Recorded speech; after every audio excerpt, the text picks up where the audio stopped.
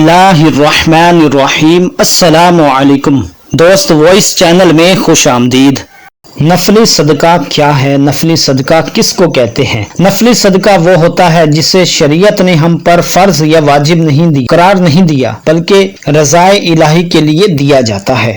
صدقات واجبہ میں زکوٰۃ ہے، فطرہ ہے، اسی طرح کوئی فدیہ دینا ہوتا ہے یا کفارہ بھی آ جاتا ہے، تو یہ سب صدقات واجبہ میں سے ہوتے ہیں۔